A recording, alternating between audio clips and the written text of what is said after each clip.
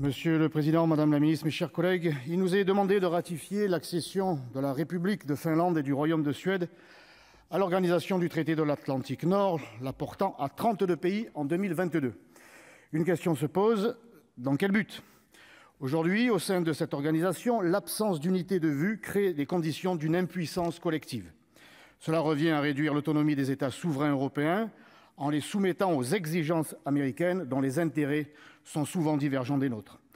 Pendant ce temps, la Russie tente de faire revenir dans son giron les anciennes provinces soviétiques. La Chine fourbit ses armes contre Taïwan et la Turquie, pourtant membre de l'OTAN, entretient le mythe de l'Empire ottoman en soutenant l'invasion de la province arménienne indépendante d'Artsakh par l'Azerbaïdjan, en occupant militairement une partie de Chypre et en adoptant une attitude belliqueuse envers la Grèce en mer Égée.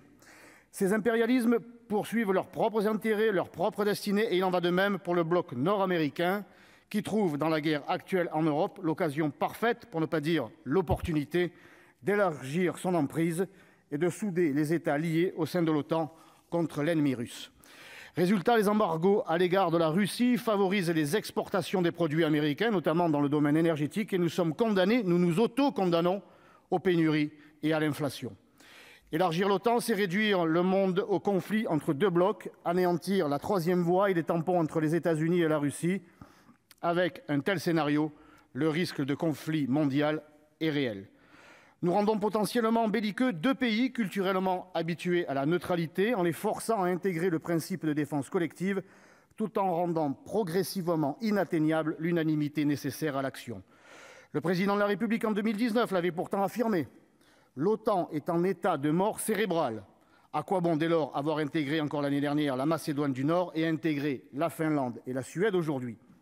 Cette organisation archaïque, issue de la guerre froide, dessert nos intérêts souverains, nous a conduit à baisser nos budgets de défense au point de devoir nous en remettre, de nous soumettre au protectorat américain. L'OTAN, sous l'égide des Américains, c'est l'échec en Afghanistan et nos 90 valeureux soldats morts pour l'honneur. Ce sont les bombardements de civils et la guerre fratricide en Serbie. C'est la déloyauté d'alliés comme les États-Unis qui mettent sur écoute nos dirigeants ou comme la Turquie qui brandit régulièrement la menace migratoire et agresse nos bâtiments de marine en Méditerranée. La pragmatique Allemagne ne croit plus dans le mythe otanien.